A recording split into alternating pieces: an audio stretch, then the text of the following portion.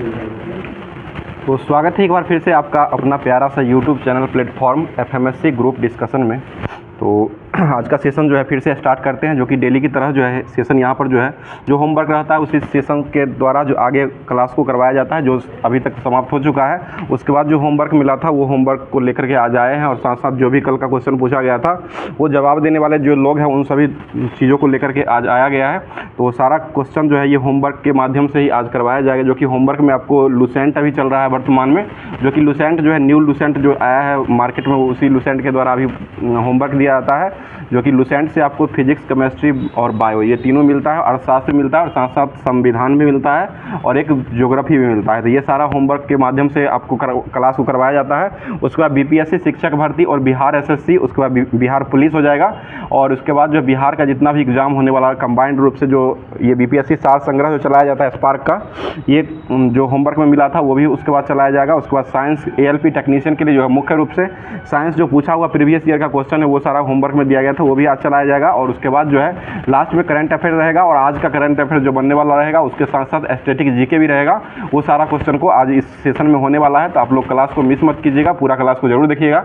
पूरा देखने के बाद ही आपको समझ में आएगा कि क्लास कैसा है और किस तरह से ये यहाँ पर तैयारी को करवाया जाता है, जो कि सिलसिले में बार ढंग से चलाया जाता है, जो कि होमवर्क पूरा दे करके उसके बाद क्लास को करवाया जाता है। और होमवर्क जो है आपको पहले ही मिल जाता है, जो कि टेलीग्राम और व्हाट्सएप चैनल जो है वहाँ पर आपको होमवर्क देखने को मिलेगा। होमवर्क वहाँ पर मिल जाता है, इसके लिए आप ज्वाइन कर लीजिए वहाँ। जो लोग नए हैं जिनको पता नहीं होगा होमवर्क के बारे में वो एक बार ज्वाइन कर ले वहाँ से, और वहाँ से आप होमवर्क लेकर के क्लास को देख सकते हैं। क्लास देखने से पहले जो होमवर्क को पूरा करके उसके बाद क्लास देखिएगा तो पूरा समझ में अपने आप आने लगेगा। तो स्टार्ट करते हैं आज का जो कल का क्वेश्चन पूछा गया था, जिसका जवाब देना था आप लोग को कमेंट बॉक्स में। तो बहुत सारे लोगों का जवाब आया, जो कि द्वितीय विश्व युद्ध जो हुआ था इसका योगदान जो बन के आया था, उसका योगदान में क्या इसका स्थापना किया गया था द्वितीय विश्व युद्ध के बाद। तो इसका जो सही आंसर हो जाएगा ये यूएनओ की स्थापना, यानी संयुक्त राष्ट्र संघ की स्थापना जो किया गया था वो द्वितीय विश्व युद्ध का सबसे महत्वपूर्ण योगदान यही रहा था। और ये जो हुआ था द्वितीय विश्व युद्ध जो हुआ था वो 1 सितंबर 1939 से लेकर के और 2 सितंबर 1945 तक ये द्वितीय विश्व युद्ध चला था। और द्वितीय विश्व युद्ध में टोटल देश जो रहा था वो 61 देश भाग लिया था। और इसका कारण जो रहा था द्वितीय विश्व युद्ध का, ये जर्मनी का पोलैंड पर आक्रमण हो जाएगा, जर्मनी का पोलैंड पर आक्रमण हो जाएगा। इसी कारण जो है द्वितीय विश्व युद्ध प्रारंभ हुआ था। और 1 सितंबर 1939 को द्वितीय विश्व युद्ध प्रारंभ हुआ था और 2 सितंबर तक ये चला था, 2 सितंबर 1945 तक चला था। उसके बाद जो इसका स्थापना जो किया गया था 24 अक्टूबर 1945 को संयुक्त राष्ट्र संघ का स्थापना कर दिया गया था, ये ध्यान रखिएगा। और संयुक्त राष्ट्र संघ की बात है तो इसका स्थापना 24 अक्टूबर 1945 को हुआ था। और ये जो है इसका जो हुआ था ये संयुक्त राष्ट्र संघ का मुख्य अंग अगर पूछा जाता है ये 6 अंग हो जाएगा, जो कि 6 अंग जो है ये बार बार क्वेश्चन एग्जाम में पूछा गया है। और ये 6 अंग जो है महासभा हो जाएगा, सुरक्षा परिषद हो जाएगा, आर्थिक प्रन्यास परिषद हो जाएगा, उसके बाद आर्थिक एवं सामाजिक परिषद हो जाएगा, और एक अंतर्राष्ट्रीय न्यायालय और एक सचिवालय है। ये सभी 6 अंग जो है ये संयुक्त राष्ट्र संघ का महत्वपूर्ण अंग हो जाएगा। उसके बाद जो है जवाब जो देने वाले व्यक्ति है जो जवाब दिए हैं, जवाब जो और संयुक्त राष्ट्र संघ की स्थापना जो हुआ था उस समय सदस्य देश की संख्या जो था वो 51 सदस्य देश था, लेकिन उस पर हस्ताक्षर जो किया गया था वो 50 देशों का ही हस्ताक्षर हुआ था। टोटल 51 देश सदस्य भाग लिए थे, लेकिन 50 राष्ट्रों ने उस पर हस्ताक्षर किया था, और पोलैंड जो है ये इस पर हस्ताक्षर नहीं किया था। उसके बाद जो जवाब देने वाले व्यक्ति जो है ये पहले स्थान पर आज जवाब आया है, जो कि ये सुरभि सिंह का जवाब आया है, जो कि ये मुजफ्फरपुर से जवाब को भेजी है, जो कि पूरा सटीक जवाब और इससे संबंधित जितना भी क्वेश्चन कल ही बता दिए थे जो बनने वाला होगा वो सारा क्वेश्चन का जवाब दीजिएगा। तो पूरा क्वेश्चन को भेजे हैं और पूरा जवाब भी इनका सही रहा है। इसके साथ साथ दूसरे स्थान पर जवाब आया मुकेश कश्यप जी का जवाब आया है, जो कि ये अरेरिया से जवाब को भेजे हैं। और तीसरे स्थान पर मुकेश कुमार जी का जवाब आया है, जो कि ये बरौनी से जवाब को भेजे हैं। और चौथे स्थान पर ममता राय जी का जवाब आया है, जो कि वैशाली से जवाब को भेजे हैं। और 5वें स्थान पर जो जवाब आया है वो अमित चौरसिया जी का जवाब आया है, जो कि ये सोलापुर महाराष्ट्र से जवाब को भेजे हैं। तो ये इतना दूर से जवाब को क्लास देखने के बाद जवाब को भेजते रहते हैं। तो आप लोग भी कोशिश किया कीजिए कि क्लास देखते हैं तो एक बार एक कमेंट जरूर कर दिया करें, लास्ट में क्वेश्चन रहता है उस क्वेश्चन को कमेंट करके अपना प्यारा सा दिल जरूर भेज दिया कीजिएगा, जिससे यहाँ पर जो है पता चलेगा कि आप लोग भी एक्टिव है और एक्टिव मेंबर की तरह जो है क्लास को देख रहे हैं, और हम लोग के द्वारा जो चलाया जा रहा है उससे आप लोग को बेनिफिट हो रहा है। ये जरूर कमेंट करके आप लोग लास्ट को जब रहेगा क्वेश्चन उसमें कमेंट करके जरूर बताइएगा। तो इसी के साथ स्टार्ट करते हैं आज का क्वेश्चन। आज का करंट अफेयर्स जितना भी बनने वाला है वो क्वेश्चन को आज स्टार्ट कर रहे हैं। बता दिए क्वेश्चन हो जाएगा आज का, पहला क्वेश्चन आज का हो जाएगा करंट अफेयर्स में। बताइएगा, गैर नाटो सहयोगी के रूप में नामित होने वाला अफ्रीकी महाद्वीप का चौथा देश जो बना है, ये कौन सा देश बन चुका है? ये केन्या बना है, जिसकी राजधानी कहाँ है? केन्या का नैरोबी। ठीक है, केन्या का राजधानी नैरोबी हो जाएगा। UNEP जो है इसका मुख्यालय जो ये कहाँ था? ये भी नैरोबी में ही हो जाएगा। और UNEP जो है इसका गठन कब हुआ था? ये 1972 में हुआ था। ठीक है, और गैर नाटो सहयोगी के रूप में जो अफ्रीकी देश शामिल हुआ है, इसमें 4 देशों में चारों देश का नाम बताइएगा, कौन कौन सा देश है? ये पहला मिस्र हो जाएगा, दूसरा मोरक्को हो जाएगा, उसके बाद ट्यूनीशिया हो जाएगा, और चौथा स्थान पर जो है ये केन्या हो जाएगा। मिस्र की राजधानी कहाँ है? काहिरा, जो कि मिस्र की राजधानी हो जाएगा। और यहाँ का मुद्रा क्या है मिस्र का? पाउंड हो जाएगा। यहाँ का मुद्रा जो हो जाएगा पाउंड हो जाएगा। और मिस्र जो है वो किस नदी की देन कहा जाता है? नील नदी की देन जो है ये किसको कहा जाता है? मिस्र को ही कहा जाता है। और नील नदी का युद्ध जो लड़ा गया था वो किस वर्ष लड़ा गया था? ये 1798 में लड़ा गया। 1798, दूसरा नहीं है, 1798 में नील नदी का युद्ध लड़ा गया था। और नील नदी जो है इसका उद्गम कहाँ से होता है? ये विक्टोरिया झील। ठीक है, विक्टोरिया झील से इसका उद्गम होता है। और ये गिरने का स्थान जो हो जाएगा भूमध्य सागर में जाकर के ये नील नदी गिर जाती है, ये ध्यान रखिएगा। और विश्व का जो सबसे बड़ा नदी हो जाएगा कौन है? नील नदी हो जाएगा, सबसे बड़ी हो जाएगी। और सबसे चौड़ी नदी जो हो जाएगी वो अमेजन नदी हो जाएगी। सबसे लंबी है ना वो नील है, लंबी। और सबसे चौड़ी जो हो जाएगा, चौड़ी या बड़ी रहता है ना, वो अमेजन हो जाएगा। सबसे लंबी हो जाएगा वो नील हो जाएगा। हम समझ रहे थे आप वही बोलने वाले हैं, इसलिए बता दिए। चलिए अगला क्वेश्चन बताइएगा।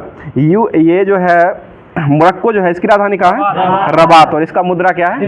दिरहम। ठीक है, मोरक्को की राजधानी रबात हो जाएगा और दिरहम जो है इसका मुद्रा हो जाएगा। अगला क्वेश्चन बताइए, नाटो जो है इसका स्थापना कब हुआ था? 1949। और नाटो के अगले अध्यक्ष के रूप में किसको नामित किया गया है? कल बताए थे ना, मार्क रूट को बनाया गया। ठीक है, मार्क रूट को अगले सचिव के रूप में नियुक्त करने का घोषणा कर दिया गया। और अभी वर्तमान में नाटो के अध्यक्ष कौन है?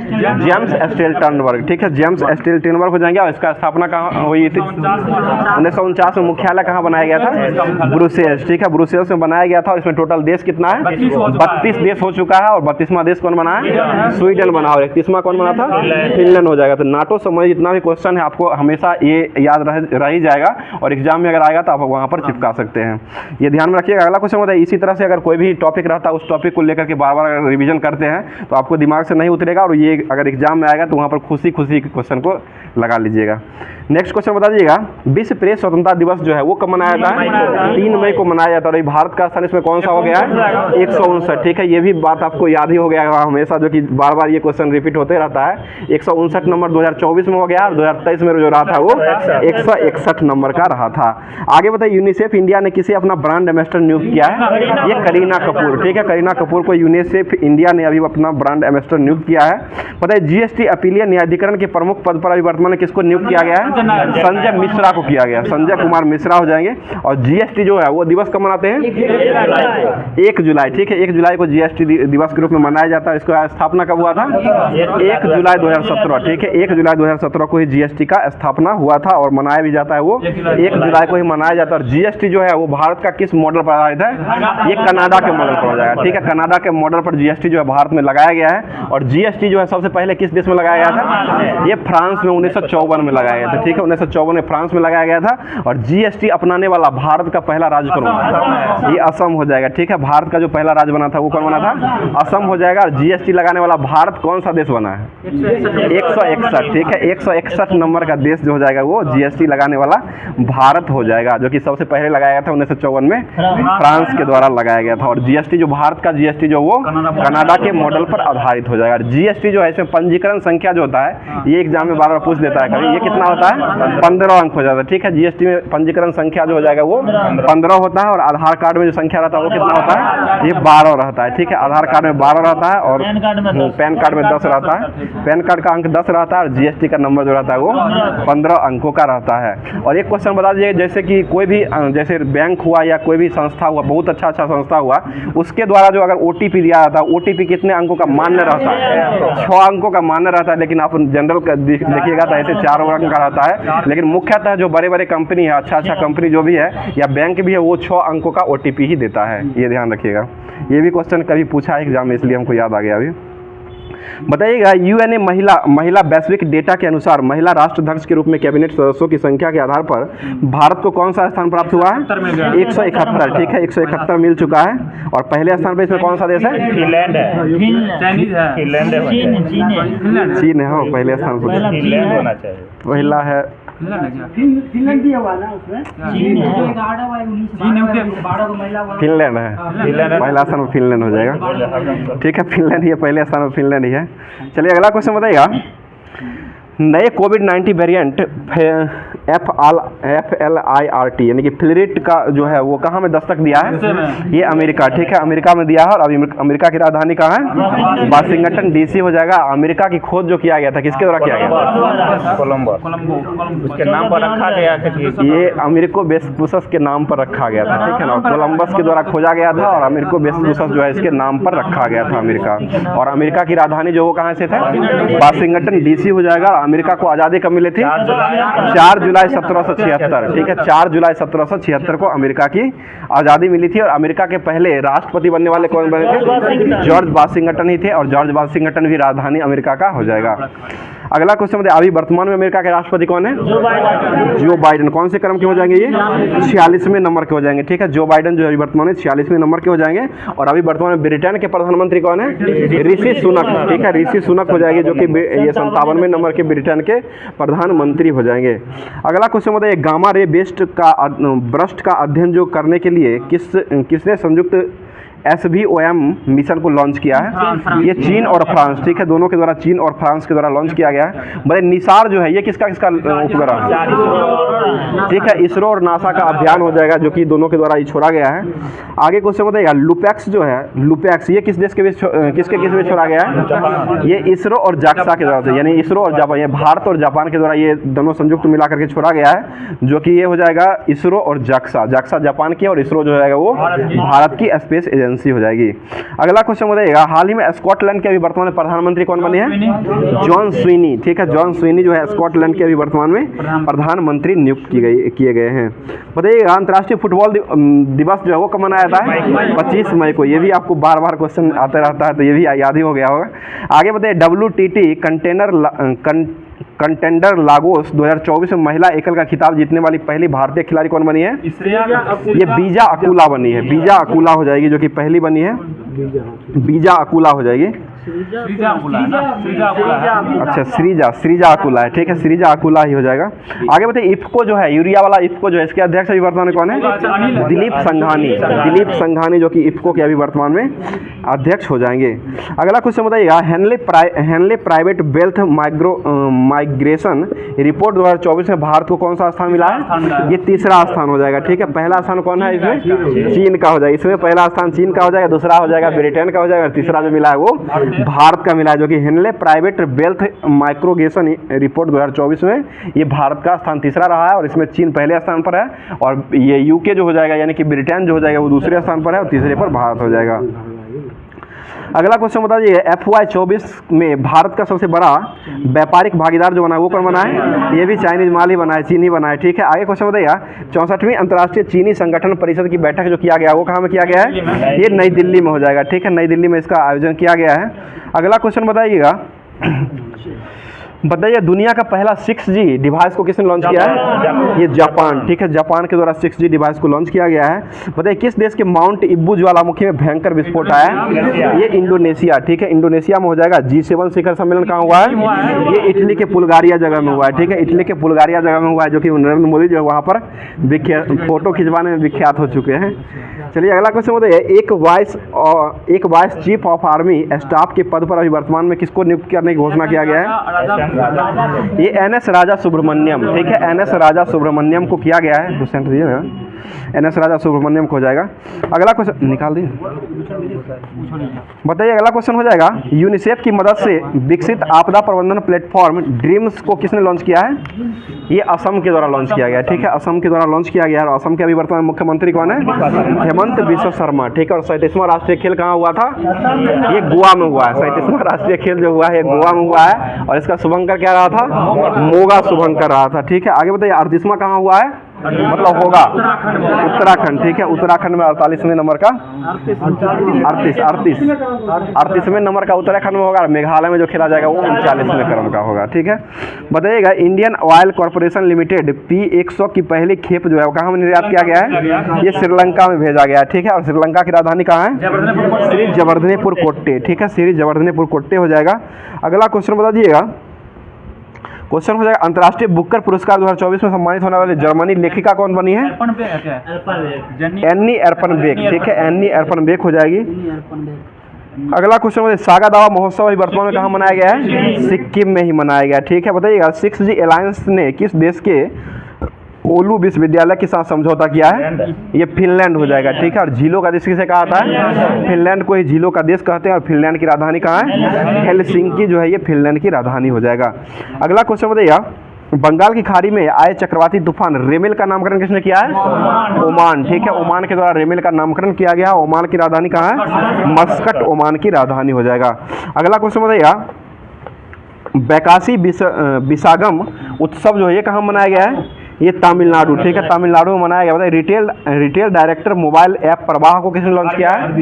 ये RBI के द्वारा प्रवाह पोर्टल को लॉन्च किया गया है। बताइए स्कूल इन ए बॉक्स पहल का शुभारंभ जो किया गया है किसने लॉन्च किया है? ये भी असम के द्वारा ही लॉन्च किया गया है, ठीक है।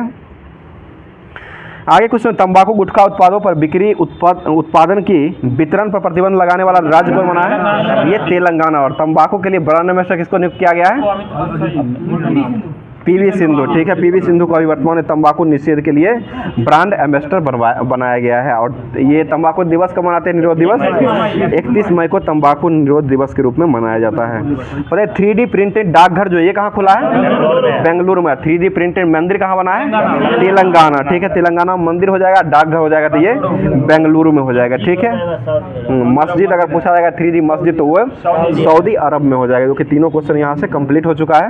आगे क्वेश्चन बता दीजिएगा बताइए वाटर मेट्रो जो है इसकी शुरुआत कहाँ से हुई है? वाटर मेट्रो हो जाएगा तो कोच्चि केरल में हो जाएगा। अंडर वाटर मेट्रो अगर पूछा जाएगा तो वो कोलकाता, अंडर वाटर मेट्रो हो जाएगा तो कोलकाता पश्चिम बंगाल में हो जाएगा। और वही वाटर मेट्रो अगर पूछा जाएगा तो वो कोच्चि केरल हो जाएगा। केरल के अभी वर्तमान मुख्यमंत्री कौन है? पिनराई विजयन, ठीक है। पिनराई विजयन केरल के मुख्यमंत्री हो जाएंगे। आरिफ मोहम्मद खान जो है यहाँ के राज्यपाल हो जाएंगे। बताइए T20 विश्व कप में लगातार 2 हैट्रिक लेने वाले गेंदबाज कौन बने हैं? पैट कमिंस, ठीक है। पैट कमिंस हो जाएंगे। अगला क्वेश्चन बताइएगा यूनेस्को की सूची में शामिल भारत का पहला साहित्य शहर जो बना है वो कौन बना है? ये कोझिकोड बन चुका है। कोझिकोड केरल का जो कोझिकोड है वही साहित्य शहर के रूप में बना है। बताइए लॉन्च भारत की क्रांतिकारी जनरेटिव चैटबॉट जो प्लेटफॉर्म लॉन्च किया गया ये कौन सा प्लेटफॉर्म है? ये हनुमान, ठीक है। हनुमान प्लेटफॉर्म को लॉन्च किया गया है। आगे बताइएगा प्रसिद्ध अम्बुबाची का मेला कहाँ लगता है? ये असम में लगता है। जो कि कामाख्या माता का मंदिर, ये कामाख्या मंदिर जो है उसी में ये लगाया जाता है। अब जो है ये आज का जो जितना भी करंट अफेयर्स बनने वाला था उसको समाप्त कर दिया गया स्टैटिक जीके के साथ। अब जो है ये दिया गया था लुसेंट का जो होमवर्क दिया गया था जो कि ज्योग्राफी जो दिया गया था लुसेंट में उसको अब देख लेते हैं। बताइएगा क्वेश्चन हो जाएगा मिट्टी चल रहा था अभी तो बताइए मिट्टी का अध्ययन क्या कहलाता है? पेडोलॉजी हो जाएगा। भारतीय मिट्टी जो है उसको कितने भागों में बांटा गया है? 8 भागों में बांटा है। बताइए काली मिट्टी को क्या कहलाता है? रेगुर मिट्टी है। काली मिट्टी किसके लिए उपजाऊ होती है? कपास के लिए हो जाएगा। बताइएगा पुराने जलोढ़ मिट्टी जो होती है उसको क्या कहते हैं? बांगर। और नए को क्या कहलाता है? खादर हो जाएगा, ठीक है। अगला क्वेश्चन है आप मिट्टी को जलोढ़ मिट्टी को जो है वो इसको कितने प्रकार में बांटा गया है? 2 प्रकार में, यही खादर और बांगर हो जाएगा। आगे क्वेश्चन बेसाल्ट चट्टानों के टूटने फूटने से किसका निर्माण होता है? काली मिट्टी का निर्माण होता है। अगला क्वेश्चन है कार्बनिक पदार्थों की अधिकता के कारण जो है ये काली मिट्टी काली दिखाई देती है। और यहाँ पर काली मिट्टी जो है इसमें किसकी कमी होती है? ये फास्फोरस की कमी होती है। फास्फोरस की कमी होती है। और इसका दूसरा नाम क्या हो जाएगा? रेगुर मिट्टी हो जाएगा। और ये किसके लिए उपयुक्त रहता है? कपास के लिए हो जाएगा, ठीक है। कपास के लिए सबसे उपयुक्त मिट्टी होती है वो रेगुर ही मिट्टी हो जाएगी, काली मिट्टी। और काली मिट्टी उत्पादन जो होता है वो किस राज्य में सबसे अधिक पाया जाता है? ये महाराष्ट्र और गुजरात में पाया जाता है सबसे ज्यादा, ठीक है। अगला क्वेश्चन बताइएगा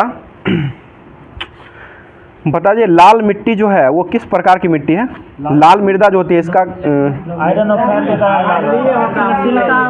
इसमें किसकी बहुलता होती है? ये सिलिका और आयरन, ठीक है, सिलिका और आयरन का इसमें बहुलता होती है और यह जो है रवेदार और कायांतरित सेलों के विघटन से वियोजन करके इसको बनाया जाता है। अगला क्वेश्चन, लाल मिट्टी का लाल रंग किसके कारण होता है? लौह ऑक्साइड, ठीक है, लौह ऑक्साइड के कारण लाल मिट्टी का रंग जो होता है वो कैसा होता है? लाल रंग होता है, ठीक है। अगला क्वेश्चन बताइएगा, और लाल ग्रह किसे कहा जाता है? मंगल ग्रह को लाल ग्रह कहा जाता है, ठीक है।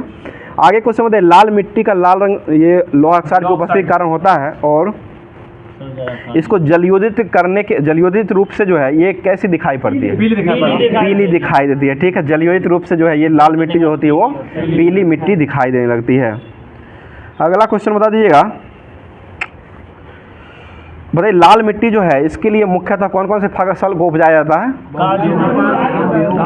ये कपास, गेहूं, दाल, मोटे अनाज, कृषि, ये सभी जो है सबसे ज़्यादा उपजाया जाता है। और मोटे अनाज जो है सबसे अग्रणी राज्य जो है ये कौन सा राज्य उत्पादन करता है?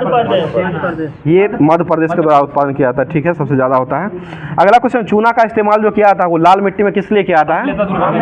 ये उर्वरता को बढ़ाने के लिए किया जाता है। लाल मिट्टी जो है, लाल मिट्टी में जो है चूना का इस्तेमाल इसलिए किया जाता है कि यहाँ पर जो है ये अम्लीयता को, उर्वरता को बढ़ाएगा। अगला क्वेश्चन बता दीजिएगा, आगे हो जाएगा जो लेटराइट मिट्टी जो है, ये जो है लेटराइट मिट्टी किस किस राज्य में सबसे अधिक पाई जाती है? ये कर्नाटक, केरल, तमिलनाडु, मध्य प्रदेश, यानी कि साउथ वाला भाग जो है ना उसमें लेटराइट मिट्टी पाई जाती है। और सेल के टूटे फूटे से निर्मित होने वाले मिट्टी जो होते हैं उसको क्या कहते हैं? लेटराइट मिट्टी हो जाएगा। वो बेसाल्ट चट्टान का टूटने फूटने से काली मिट्टी का निर्माण होता है और सेल के टूटने फूटने से जो निर्माण होता है वो लेटराइट मिट्टी का निर्माण किया जाता है। मतलब सफ़ेद लेटराइट की उर्वरता सबसे कम होती है, जो कि किस कारण से इसका रंग जो है सफ़ेद होता है? केओलिन के कारण होता है। केओलिन के कारण ही इसका रंग जो होता है वो सफ़ेद हो जाएगा। मतलब लेटराइट मिट्टी जो है इसमें किसका फसल सबसे ज़्यादा उपजाया जाता है? ये इलायची, काजू, ठीक है, इलायची, चाय, इलायची, काजू, यही सब जो है सबसे अधिक उपजाया जाता है। और चाय के लिए जो सबसे अधिक उपयुक्त राज्य जो है ये कौन सा राज्य माना जाता है? असम माना जाता है, ठीक है। और दार्जिलिंग का चाय जो है इसको GI टैग भी मिल चुका है, जो कि 1999 का एक्ट था और 2004 में ये GI टैग दार्जिलिंग की चाय को सबसे पहली बार भारत में दिया गया था। आगे क्वेश्चन बताइएगा,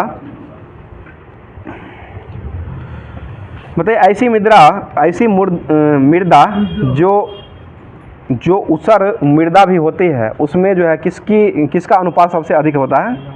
इसमें सोडियम, पोटासियम और मैग्नीशियम का अनुपात जो है सबसे अधिक होता है, जो कि ऊसर मृदा जो होता है उसे लवणीय मृदा भी कहा जाता है। लवणीय मृदा या ऊसर मृदा जो है एक ही हो जाएगा। दोनों में जो होता है ये सोडियम, पोटासियम और मैग्नीशियम का अनुपात जो है सबसे अधिक होता है।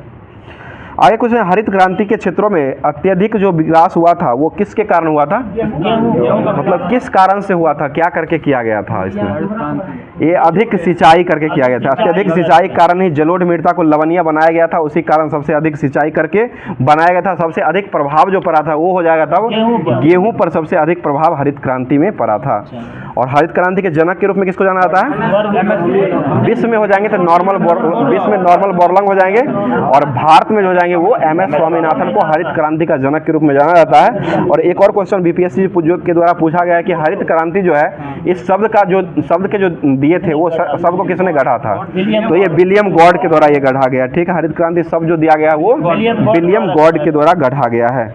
आगे क्वेश्चन, देश में मृदा अपरदन और दुष्परिणामों को नियंत्रण करने के लिए केंद्रीय मृदा संरक्षण बोर्ड का गठन जो किया गया वो कब किया गया है? ये 1953, ठीक है, जो कि कजरी हो जाए। केंद्रीय मृदा संरक्षण बोर्ड का गठन जो किया गया था वो 1953 में किया गया था। उसके बाद जो है मरुस्थलीय की समस्याओं का अध्ययन करने के लिए जोधपुर में जो है केंद्रीय शुष्क क्षेत्र जोन यानी कि कजरी की स्थापना जो किया गया था वो कब किया गया था? ये 1959 में कजरी का स्थापना किया गया था। तो लुसेंट का जितना भी दिया गया था, ये लुसेंट में जो ज्योग्राफी जितना भी दिया गया था उसको समाप्त कर दिया गया है। अब जो है नेक्स्ट टॉपिक जो है ये अर्थशास्त्र, भारतीय अर्थशास्त्र जो दिया गया था होमवर्क में लुसेंट का, उसको देख लेते हैं। बताइए मिशन इंद्रधनुष जो है ये कब शुरू हुआ था?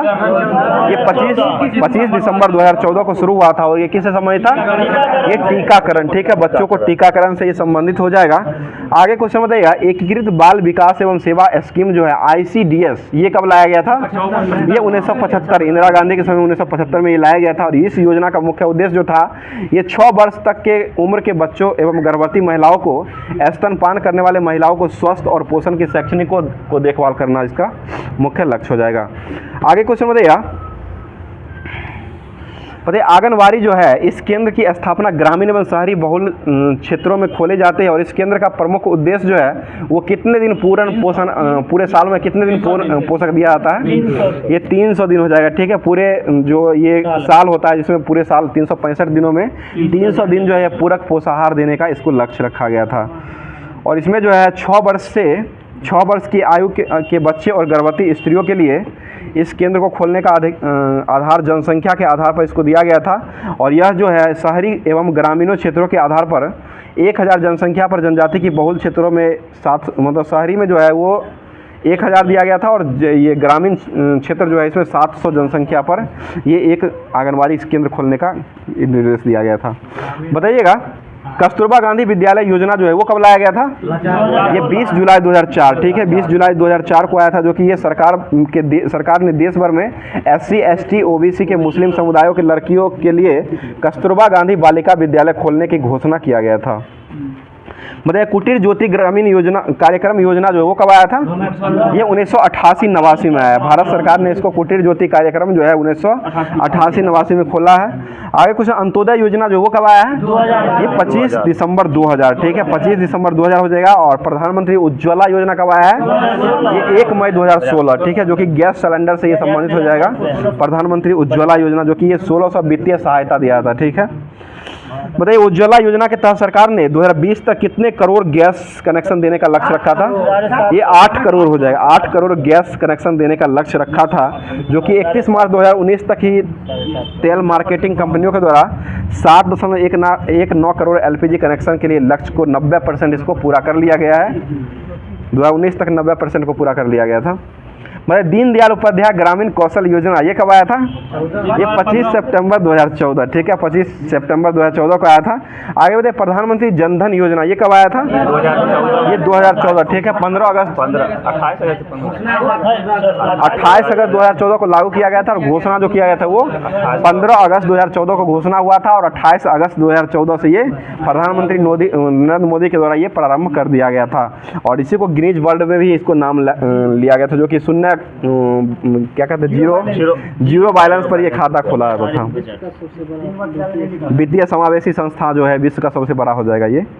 बताइए प्रधानमंत्री मुद्रा योजना जो है वो कब आया है? ये 2015, ठीक है, 8 मई 2015 को आया है। और आत्मनिर्भर भारत रोजगार योजना ये कब आया है? ये 12 नवंबर 2020 को आया है, ठीक है। तो ये भी अब समाप्त हो चुका है। अब लुसेंट का जो नेक्स्ट टॉपिक दिया हुआ है ये भारतीय संविधान दिया गया था, तो अब इसको लेकर के आए हैं।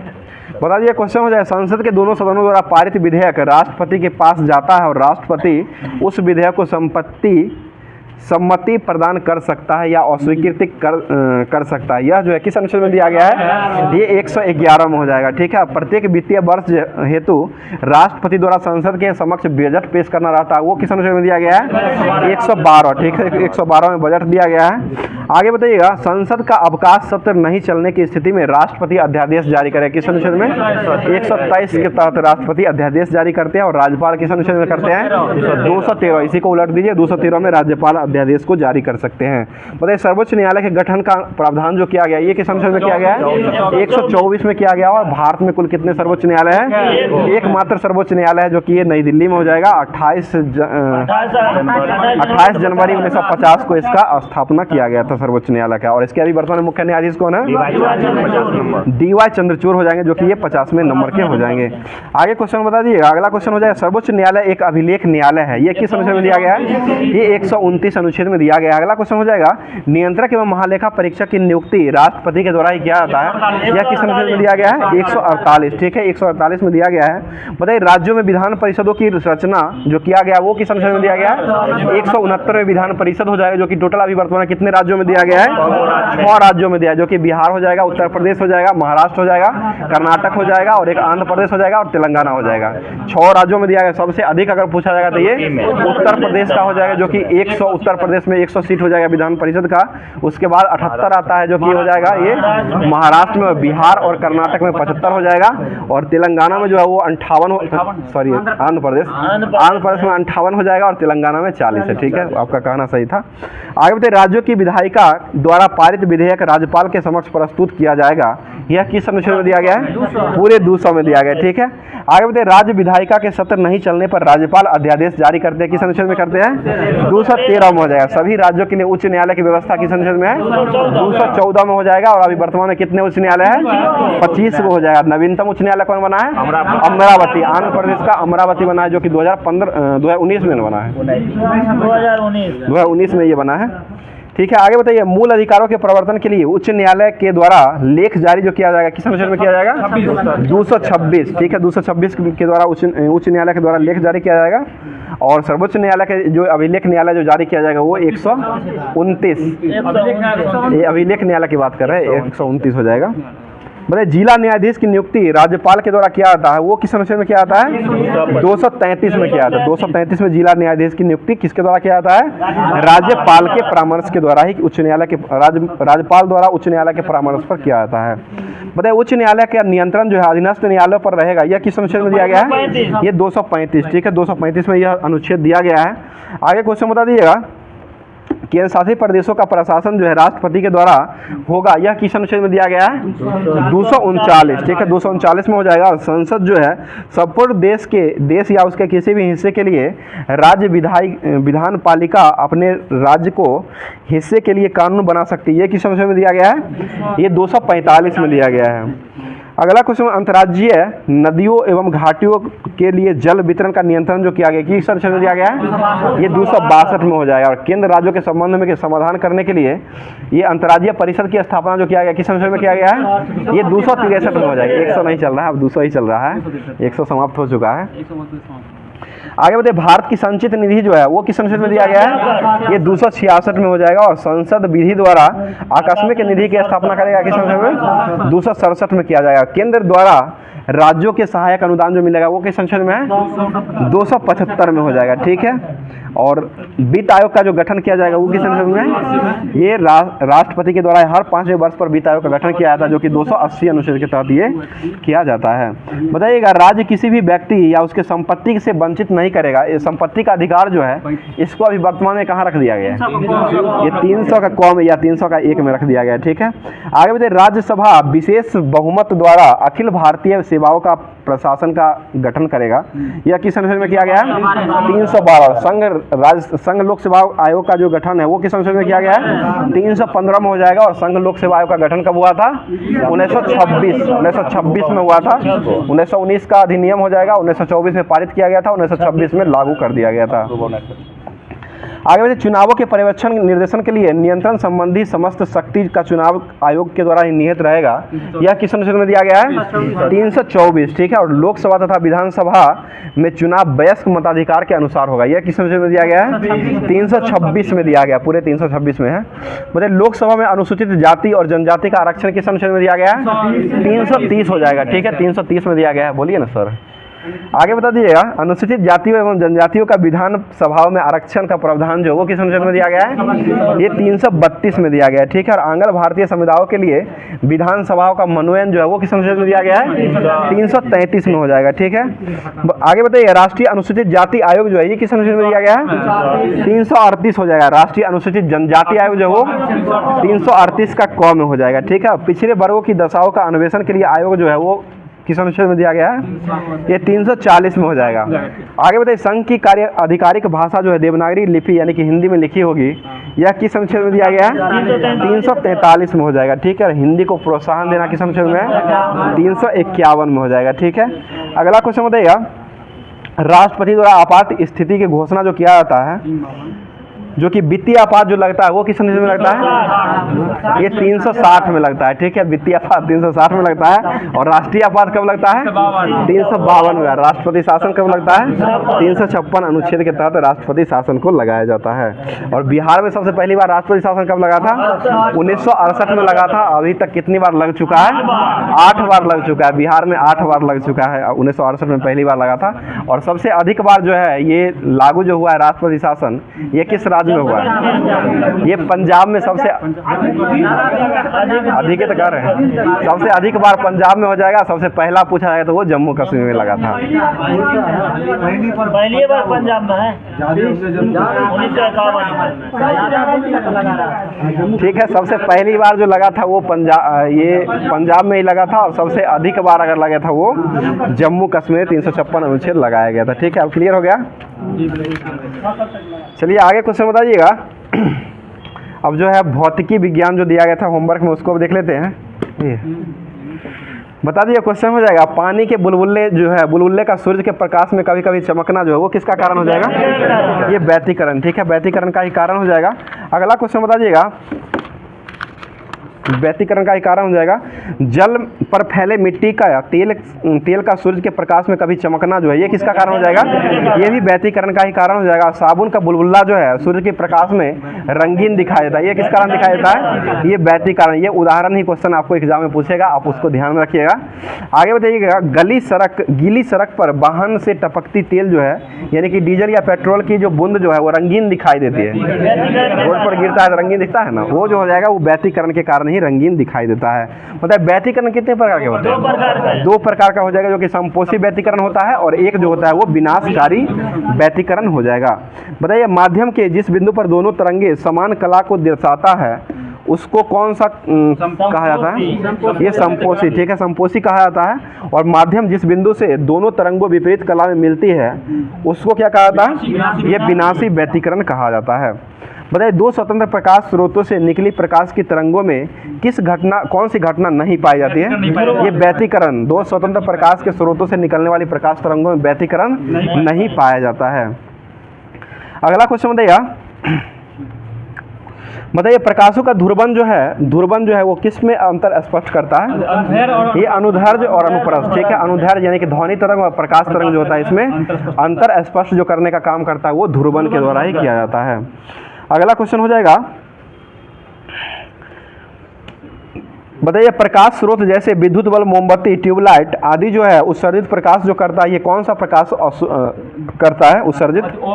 ये अध्रुवित प्रकाश करता है। अध्रुवित प्रकाश हो जाएगा। अध्रुवित प्रकाश के द्वारा ये मोमबत्ती, ट्यूबलाइट और ये सभी जो है विद्युत बल्ब जो है ये सभी उत्सर्जित करते हैं। बताइए, होलोग्राफ का चमकना ये किसका कारण है? ये ध्रुवन का कारण ही हो जाएगा, जिसे कौन 3D कहा जाता है। 3D इस पर भी होगा, किताब पर भी। ओरिजिनल का होलोग्राम रहता है, चमकता है, यही ध्रुवन के कारण ही चमकता है, उस पर है ना। बताइए, अगला क्वेश्चन हो जाएगा, हेडलाइट का उपयोग जो किया जाता है जिसके कारण चालक को चकाचौंध से बचाया जाता है ये किस कारण से बचाया जाता है? ये पोलराइड ग्लास का उपयोग करके, और ध्रुवन एक प्रक्रिया हो जाएगा, ध्रुवन हो जाएगा, और पोलराइड ग्लास का इसमें उपयोग किया जाता है। बताइए, त्रिविमीय जलचित्र जो है ये किस पर आधारित है? ये भी ध्रुवन पर ही आधारित हो जाएगा। ठीक है, बताइए, केवल प्रकाश तरंगों जो होता है इसमें कौन सी घटना होती है? प्रकाश तरंग जो होता है इसी में ध्रुवन की घटना होती है। केवल प्रकाश तरंग में ही ध्रुवन की घटना होती है, क्योंकि अनुप्रस्थ तरंग जो होता है, प्रकाश तरंग अनुप्रस्थ होता है, और ध्वनि तरंग जो होता है ये अनुदैर्ध्य होता है। बताइए, प्रकाश तरंगों का प्रकाशीय प्रभाव जो है केवल किसके कारण होता है? ये विद्युत वेक्टर के कारण होता है। विद्युत वेक्टर हो जाएगा। विद्युत क्षेत्र की तीव्रता का ऐसा मात्रा क्या होता है? विद्युत क्षेत्र की तीव्रता एक टेस्ला हो जाएगा, और चुंबकीय क्षेत्र जो होता है उसका गॉस हो जाएगा। बताइए, आंख बाहर से एक कठोर अपारदर्शी श्वेत झिल्ली से ढकी हुई रहती है जिसको क्या कहा जाता है? ये दृढ़ पटल का, दृष्टि नहीं दृढ़ पटल हो जाएगा, दृष्टि अलग होता है। चलिए ठीक है। बताइए, दृढ़ पटल के सामने वाला भाग जो कुछ उभरा हुआ दिखाई देता है उसको क्या कहते हैं? इसे कॉर्निया कहा जाता है। ठीक है, इसको कॉर्निया कहा जाता है। और नेत्रदान में क्या दान किया जाता है? ये कॉर्निया को ही नेत्रदान में दान कर दिया जाता है। बताइए, आंख में प्रकाश जो है किससे होकर के प्रवेश करता है? ये कॉर्निया से ही प्रवेश करता है, और कॉर्निया के पीछे एक रंगीन और पारदर्शी झिल्ली होती है, उसको क्या कहते हैं? उसको आइरिस कहा जाता है। और आंख के रंग का मतलब जो होता है वो किसके रंग का होता है? आइरिस के द्वारा ही नियंत्रण किया जाता है उसका आंख का रंग जो हो जाएगा। बताइए, आइरिस के बीच में एक छेद होता है उसको क्या कहते हैं? पुतली कहा जाता है। ठीक है, आइरिस के बीच में जो एक छेद होता है उसको क्या कहते हैं? पुतली कहा जाता है। ठीक है, पुतली या नेत्र तारा भी कहा जाता है उसको। आगे क्वेश्चन बताइए, पुतली के पीछे नेत्र लेंस जो होता है वो कौन सा लेंस बना हुआ रहता है? ये उत्तल लेंस रहता है। ठीक है, उत्तल ही लेंस होता है। बताइए, आगे क्वेश्चन हो जाएगा,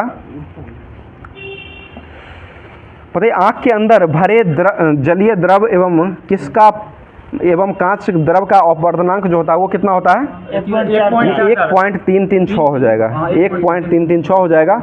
और माध्य अपवर्तनांक जो होता है उसका जो हो जाएगा 1.44 होता है। मतलब रक्त पटल के नीचे आँख के सामने भीतरी और एक पारदर्शी झिल्ली होती है, उसको क्या कहते हैं? रेटिना कहते हैं। और प्रतिबिंब जो बनता है वो कहाँ बनता है? ये रेटिना पर ही प्रतिबिंब बनता है। और रेटिना पर जो प्रतिबिंब बनता है वो कैसा प्रतिबिंब बनता है? ये वास्तविक और उल्टा, ठीक है। रेटिना पर जो प्रतिबिंब बनता है वो वास्तविक और उल्टा हो जाएगा। अगला क्वेश्चन, जिस स्थान पर प्रकाश सिरा रेटिना को छेद करके मस्तिष्क में जाती है उस स्थान पर प्रकाश का कोई प्रभाव नहीं पड़ता, उस स्थान को क्या कहते हैं? अंध बिंदु कहा था, अंध बिंदु उसे कहा था, जो कि प्रकाश का जो है ये प्रभाव नहीं पड़ता है यहाँ पर।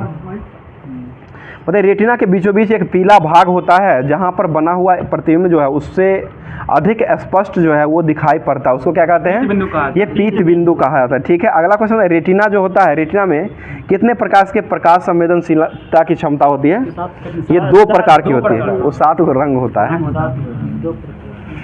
आगे क्वेश्चन बताइए, वह निकटतम बिंदु जिसे आंख अपनी अधिकतम समंजन क्षमता लगातार स्पष्ट देख सकता है उसको कौन सा दोष कहते हैं? जो देखेगा वही दोष होगा। निकट देखेगा तो निकट दृष्टि हो जाएगा और दूर को देखेगा तो वो दूर दृष्टि हो जाएगा। और निकट का निवारण जो किससे किया जाता है? अवतल लेंस से किया जाता है, ठीक है। और दूर का निवारण किससे करते हैं? उत्तल लेंस से दूर का निवारण किया जाता है। आगे क्वेश्चन बताइएगा, स्पष्ट दृष्टि की अधिकतम दूरी कितनी होती है? अनंत होता है। और न्यूनतम कितना होता है? 25 सेंटीमीटर हो जाएगा, जो कि ये दूरी होता है। बताइए, जब आंख में धूल जाती है तो उसका जो है क्या किस अंग में सूजन आ जाता है? नेत्र श्लेष्मा में सूजन आ जाता है, जिसके कारण जो आंख जो है लाल होने लगता है, आंख लाल हो जाएगा। आगे क्वेश्चन बता दिए क्वेश्चन में, निकट दृष्टि दोष में लेंस की गोलाई पर क्या प्रभाव पड़ता है? बढ़ेगा। निकट दृष्टि दोष जो होता है इसमें लेंस की गोलाई बढ़ जाता है और दूर दृष्टि जो होता है उसमें लेंस की गोलाई जो होता है वो घट जाती है। ये बताइए, लेंस की फोकस दूरी क्या होती है? निकट में घट जाता है और दूर में बढ़ जाता है, इसी का उल्टा हो जाएगा। और लेंस की क्षमता जो है निकट में क्या होता है? लेंस की क्षमता निकट में बढ़ जाएगा और दूर दृष्टि दोष जो होगा उसमें घट जाएगा। और इसका निकट का निवारण किससे करते हैं? अवतल लेंस से किया जाता है, ठीक है। ये दोष समाप्त कर दिया गया। आगे जो दोष होगा अब अगला दिन देखा जाएगा, सब दोष को एक के दिन में देखिएगा नहीं तो दिक्कत हो जाएगा। अब जो है ये रसायन विज्ञान का जो दिया गया था बहुत ही अच्छा टॉपिक है, जो कि ये दिया गया था पीरियडिक टेबल जो दिया गया है, उस पीरियडिक टेबल को देखते हैं, जहाँ तक हो सकता है इसको पूरा क्लियर करवाते हैं। बताइएगा, आवर्त सारणी का नियम जो दिया गया था सबसे पहले वो किसने दिया था? मेंडलीफ साहब के द्वारा आवर्त सारणी का नियम दिया गया था। अगला क्वेश्चन बताइए, आवर्त सारणी का नियम मेंडलीफ ने कब दिए थे? 1869, ठीक है। 1869 में मेंडलीफ के द्वारा आवर्त सारणी का नियम को दिया गया था। और मेंडलीफ ने जब काम करना शुरू किया था उस समय तत्व कितना ज्ञात था? ये 56 तत्व ज्ञात थे, ठीक है। 56 तत्व ज्ञात थे। 63 वो इसमें था, मेंडलीफ में 63 वो है, वही हमको भी लग रहा था। और न्यूलैंड का था ना, उसमें 56 वो था और मेंडलीफ के समय में 63 वो तत्व है, 63 वो है, ठीक है। बताइए, अष्टक नियम जो है वो कौन दिए थे? न्यूलैंड का अष्टक नियम हो जाएगा, जो कि पहला तत्व का जो सेम रहेगा वो 8वां तत्व का जो है वो समान रहेगा सारा चीज। हाँ, यह नियम जो है कैल्शियम तक ही लागू हुआ था। बहुत अच्छा जवाब रमेश, ये क्या कहता है, चंदन जी चानू भाई के द्वारा। आगे क्वेश्चन बता दिएगा, आधुनिक आवर्त सारणी जो है वो किसके द्वारा दिया गया है? ये मोसले के द्वारा खोजा गया। और ये कब दिया गया था? 1913 में खोजा गया। और त्रिक नियम जो वो कौन दिए थे? डोबेराइनर, ठीक है। डोबेराइनर के द्वारा जो है त्रिक नियम को दिया गया था 1817, ठीक है, 1817 में दिया गया था। आगे क्वेश्चन हो जाएगा, हाइड्रोजन जो है उसको किस वर्ग में रखा गया है? ठीक है, प्रथम में रखा गया है, जो कि ये आवारा तत्व के नाम से जाता है। सभी इसका बहुत सारा दोष है, जो कि हाइड्रोजन को क्षार धातु में हैलोजन जैसे दोहरे व्यवहार के कारण जो है इसको दोनों वर्ग में रखा गया है, ये भी ध्यान रखिएगा। मेंडलीफ का दोस्त था वो दोनों रखा। अगला क्वेश्चन बता दीजिएगा, डोबेराइनर ने त्रिक नियम जो दिया था वो कब दिया था? ये 1817 में दिया था, 1817 में हो जाएगा। और न्यूलैंड ने अष्टक नियम कब दिया था? ये 1865, ठीक है, 1865 हो जाएगा। न्यूलैंड के समय जो है ये 56 तत्व ही थे और 56वां तत्व जो रहा था वो थोरियम रहा था, 56वां तत्व जो रहा था वो थोरियम रहा था, ठीक है। आगे क्वेश्चन बताइए, और यह अष्टक नियम जो है ये कहाँ तक लागू होता था? ये कैल्शियम तक ही लागू होता था, ठीक है। बताइएगा, न्यूलैंड ने कल्पना की प्रकृति प्राकृतिक में केवल जो है कितने तत्व विद्यमान थे? 56 तत्व ही विद्यमान थे। ठीक है, आगे क्वेश्चन बताइएगा, आधुनिक आवर्त सारणी जो किस पर आधारित है? ये परमाणु संख्या पर हो जाएगा, आधुनिक हो जाएगा, परमाणु क्रमांक पर हो जाएगा, संख्या पर हो जाएगा। और ये मेंडलीफ का जो दिया गया था वो आधुनिक नहीं था, वो जो हो जाएगा ये भार पर दिया गया था। आगे क्वेश्चन बताइए, वर्ग में ऊपर से नीचे जाने पर परमाणु का आकार क्या होता है? ऊपर से नीचे जाएंगे तो बढ़ेगा, यानी ऊपर वाला छोटा होता है उससे आटा बढ़ता जाता है, इस तरह से नीचे जाएगा तो वो बढ़ के इतना बड़ा हो जाएगा। ठीक है, चलिए अगला क्वेश्चन बताइए, विद्युत घनात्मकता जो है वो वर्ग में ऊपर से नीचे जाने पर क्या होता है? ये भी बढ़ता है, बढ़ेगा, विद्युत घनात्मकता भी बढ़ता है और ये परमाणु का आकार भी बढ़ता है, बाकी सभी जो होता है ये घटेगा। जैसे आयनन ऊर्जा हो जाएगा, विद्युत घनात्मकता हो जाएगा, इलेक्ट्रॉन प्रीति हो जाएगा, ये तीनों जो है वो घटता है और परमाणु का आकार और विद्युत घनात्मकता ये दोनों बढ़ता है, बाकी सभी जो है वो घटता है वर्ग में ऊपर से नीचे जाने पर। और आवर्त में अगर बाएं से दाएं जाते हैं तो परमाणु का आकार क्या होता है? घट जाएगा। ठीक है, बाएं से दाएं जाने पर आकार जो है ये घट जाता है। और विद्युत घनात्मकता क्या होता है? ये घटता है, बाकी सभी इसमें बढ़ जाता है, उसका उल्टा हो जाएगा। जो वर्ग में ऊपर से नीचे जाते हैं जिसका जैसे होगा उसका उल्टा जो हो जाएगा वो बाएं से दाएं जाने में उसका उल्टा हो जाता है। आगे क्वेश्चन बताइए, टेढ़ी मेढ़ी रेखा जो है वो किसको किससे अलग करता है?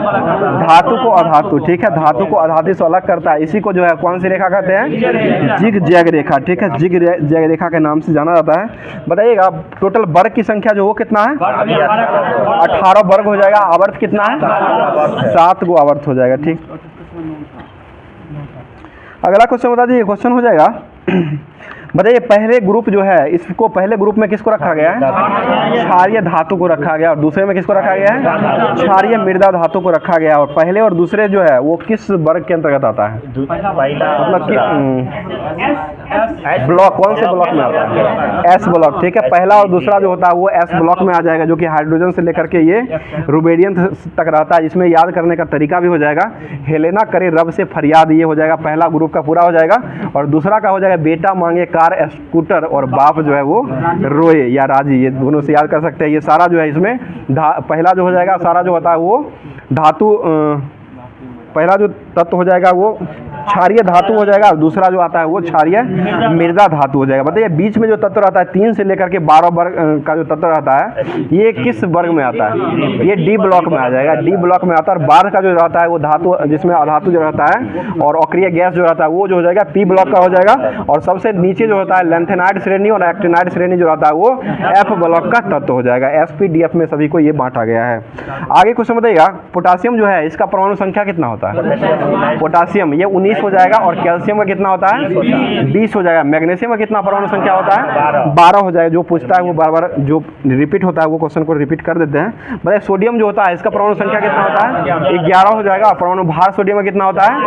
21 होता है, जो कि ये बनाने जब आप बनाइएगा ये थ्योरी जब क्या कहते हैं न्यूमेरिकल जब बनाइएगा उसमें आपको यूज होगा ये। अगला क्वेश्चन बताइएगा, आगे क्वेश्चन है, जिंक जो है इसकी परमाणु संख्या कितना होता है? 30 होता है। जिंक का 30 हो जाएगा। और मैग्नीज जो होता है इसका 25 होता है। ठीक है ना। और लोहा का कितना होता है? 26। और कॉपर का कितना होता है? कॉपर 29 हो जाएगा। कॉपर का जो होता है वो 29 हो जाएगा। और कोबाल्ट जो होता है ना इसका 27 होता है। ठीक है ना, कोबाल्ट का 27 हो जाएगा। अगला क्वेश्चन, हीलियम जो है इसकी परमाणु संख्या कितना होता है? 2 हो जाएगा। और हीलियम जो है किस वर्ग में रखा गया है? ये 18वां वर्ग में रखा गया है। 18वां वर्ग पी ब्लॉक में रखा गया है। यही ना, ये हो जाएगा क्या कहते हैं अक्रिय गैस में रखा गया है, इसको अक्रिय गैस हो जाएगा। बताइए, कार्बन की परमाणु संख्या कितना होता है? 6 हो जाएगा। ठीक है। और नाइट्रोजन का कितना होता है? 7 हो जाएगा। ठीक है। उसके बाद बता दीजिएगा, फास्फोरस की परमाणु संख्या कितना होता है? 15। और सल्फर का कितना होता है? 16 हो जाएगा। ठीक है। और सिलिकॉन का कितना होता है? 14 हो जाएगा। ठीक है। ये सभी जो है पी ब्लॉक का तत्व हो जाएगा। बताइए, पोलोनियम जो है इसका समस्थानिक कितना होता है? ये लुसेंट के अनुसार 27 को, ऐसे 33 हो जाएगा।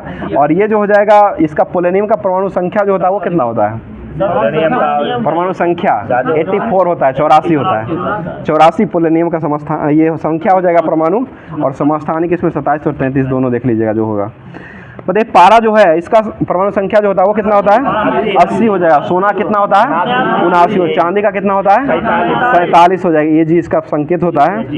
आगे क्वेश्चन बताइएगा, आगे क्वेश्चन हो जाएगा, बता दीजिए 87 नंबर का जो तत्व होता है फ्रांसियम जिसे कहा था, इसको किस वर्ग में रखा गया है? इसको एस ब्लॉक में ही रखा गया है, 87 लास्ट हो जाएगा यही। तो ये भी जो दिया गया था होमवर्क में, इसको भी समाप्त कर दिया गया है। अब जो है बायोलॉजी का जो होमवर्क दिया गया है लुसेंट में, वो बचा हुआ है। अब उसको भी देख लेते हैं जो होमवर्क में है, ब्लड ग्रुप है। चलिए ठीक है, रक्का थक्का भी बना देते हैं। चलिए अगला क्वेश्चन हो जाएगा, बता दीजिएगा रुधिर प्लाज्मा के प्रोथाइब्रिन तथा फाइब्रोजिनेन का निर्माण जो किया जाता है वो किस में किया जाता है? ये यकृत में किया जाता है। और ये किसकी सहायता से किया जाता है इसको? ये विटामिन के की सहायता से किया जाता है, ठीक है। और रक्त का थक्का बनने में सहायक कौन होता है? ये विटामिन के ही रक्त का थक्का बनने में सहायक होता है। आगे क्वेश्चन, रक्त का थक्का जो है कितना मिनट में बन जाता है? ये 2 से 5 मिनट में बन जाता है, लेकिन काटते हैं तो ज़्यादा देर बढ़ता है, कम में देर में हो जाता है, कम में देर में बंद हो जाता है। मतलब चाँप के रखते हैं ना तो कम में देर में बंद हो जाता है। हम लोग तो ठीक है, बताइए रक्त का थक्का बनाने के लिए अनिवार्य प्रोटीन जो है वो कौन सा है? ये फाइब्रिनोजोन हो जाएगा, फाइब्रिनोजोन हो जाएगा, फाइब्रिनोजोन हो जाएगा, ठीक है। बताइए रक्त समूह की खोज कौन किए थे? कार्ल लैंडस्टीनर, ठीक है। कब किए थे? पूरे 1900 में किए थे, ठीक है। इसके लिए नोबेल पुरस्कार कब मिला था? 1930 में कार्ल लैंडस्टीनर को नोबेल पुरस्कार, 30 साल बाद खोज 1900 में किए थे और 1930 में नोबेल मिल गया था। आगे कुछ किस क्षेत्र में मिला था? ये चिकित्सा के क्षेत्र में मिला है, चिकित्सा के क्षेत्र में मिला था, ब्लड के क्षेत्र में थोड़ी मिलता है नोबेल। चलिए ठीक है, बताइएगा मनुष्य में रक्त की भिन्नता के कारण जो है ये लाल रक्त कण जो पाई जाती है इसको क्या कहा जाता है? ये ग्लाइकोप्रोटीन कहा जाता है, ग्लाइकोप्रोटीन हो जाए, जिसमें जो है जिसमें क्या पाया जाता है? ये एंटीजन पाया जाता है, जिसको एंटीजन कहा जाता है। बताइए एंटीजन कितने प्रकार के होते हैं? 2 प्रकार के, जो कि एंटीजन ए और एंटीजन बी होते हैं, ठीक है। अगला क्वेश्चन है, एंटीजन या ग्लाइकोप्रोटीन की उपस्थिति के आधार पर मनुष्य जो है, मनुष्य के रुधिर जो है कितने वर्ग में बांटा गया है? ये 4 वर्ग में हो जाए, जिसमें जो होता है ए हो जाएगा, ए बी हो जाएगा, बी हो जाएगा, ओ हो जाएगा, ये सभी रुधिर वर्ग हो जाएगा। बताइए जिसमें दोनों में से कोई एंटीजन नहीं पाया जाता, यह कौन सा एंटीजन होता है, कौन सा रुधिर वर्ग होता है? ओ हो जाएगा, ठीक है। आगे बताइएगा रुधिर वर्ग ए जो होता है उसमें एंटीजन कौन सा एंटीजन पाया जाता है? कैपिटल ए पाया जाता है। और बी जो होता है उसमें क्या पाया जाता है? केवल बी ही पाया जाता है। और ए बी में क्या पाया जाता है? दोनों ए बी ही पाया जाता है। और ओ में क्या पाया जाता है? ओ में कुछ नहीं पाया जाता, बाकी वही एक है जो इसको कुछ नहीं पाया जाता है, बाकी जो है वही पाया जाता है, मतलब एंटीजन के रूप में। और एंटीबॉडी जो है रुधिर वर्ग ए में एंटीबॉडी कौन पाया जाता है? स्मॉल बी पाया जाएगा, ठीक है, स्मॉल बी हो जाएगा। और ये रुधिर वर्ग बी जो होता है इसमें कौन सा एंटीबॉडी पाया जाता है? स्मॉल ए हो जाएगा, ठीक है। और ए बी में क्या पाया जाता है? एक को नहीं पाया जाता, कैसे याद कर लिए हो? एक भी नहीं पाया जाता है। और उसके बाद जो ओ जो है उसमें क्या पाया जाता है? ए और बी दोनों, ठीक है, ए और बी दोनों एंटीबॉडी जो है ओ में पाया जाता है। बता दिए क्वेश्चन हो जाएगा पूरे फॉर्म में है। मतलब सर्वदाता रक्त समूह जो वो किसे कहा जाता है? ओ को। सर्वग्राही किसे कहा जाता है? ए बी को कहा जाता है। ए बी पॉजिटिव हो जाएगा और वो हो जाएगा तो वो निगेटिव हो जाएगा, ठीक है। आपको नहीं ना है, नहीं तो हम ले लेंगे आपसे। मेरे पास बी है। चलिए आगे क्वेश्चन बताइए, आरएच फैक्टर जो है इसकी खोज जो है वो कौन किए थे? ये लैंडस्टीनर और बीनर, ठीक है। लैंडस्टीनर और बीनर के द्वारा कब किया गया है? ये 1940 में किया गया। चानो भाई 1940, 1919 नहीं है, 1940 हो जाएगा। आगे क्वेश्चन बताइएगा, रुधिर में ये बीनर और जो किए थे लैंडस्टीनर और बीनर के द्वारा जो आरएच फैक्टर का खोज किया गया था, ये रुधिर में एक अन्य प्रकार के एंटीजन का पता लगाया गया था, जो कि किस बंदर में पता लगाया था? रीसस नामक बंदर, ठीक है, रीसस नामक बंदर में पता लगाया था। इसी से इसका नाम जो है आरएच फैक्टर कहा गया था। बताइए रक्त के आधान के समय आरएच फैक्टर का जांच किया जाता है या नहीं किया जाता है? ठीक है, किया जाता है। करने के बाद ही ना पता चलेगा कौन सा ग्रुप है इसका। आप बात पता है, ठीक है। अगला क्वेश्चन बताइए, पाचन तंत्र, मानव शरीर का पाचन तंत्र जो होता है इसमें भोजन के पाचन का संपूर्ण प्रक्रिया जो कितने अवस्थाओं से गुजरता है? ये 5 अवस्था से होकर के गुजरता है, जो कि पहला अवस्था कौन सा है? अंतःग्रहण। अंतःग्रहण पहला हो जाएगा, दूसरा पाचन हो जाएगा, तीसरा अवशोषण हो जाएगा, चौथा स्वांगीकरण और 5वां जो है सवेरे सवेरे जाते हैं लास्ट में, कहाँ जाते हैं? निकालने के लिए, मल त्याग हो जाएगा, मल परित्याग हो जाएगा लास्ट में। बताइए भोजन का मुख में लेना क्या कहलाता है? अंतःग्रहण। मुख में जब लीजिएगा भोजन को तो क्या कहलाएगा? अंतःग्रहण, कुछ और नहीं समझिएगा। अंतःग्रहण जो है भोजन का जो मुख में लेना जो हो जाएगा वो अंतःग्रहण हो जाएगा। बताइए भोजन जो है ये मनुष्य के भोजन का पाचन जो है ये कहाँ से प्रारंभ होता है? मुख से प्रारंभ होता है और कहाँ तक जारी रहता है? छोटी आंत तक ये जारी रहता है, वहाँ तक चलते जाता है, लास्ट में छोटी आंत में जाके पच जाता है। आगे क्वेश्चन है मुख में स्थित लाल ग्रंथिया से निकलने वाला एंजाइम कौन सा है?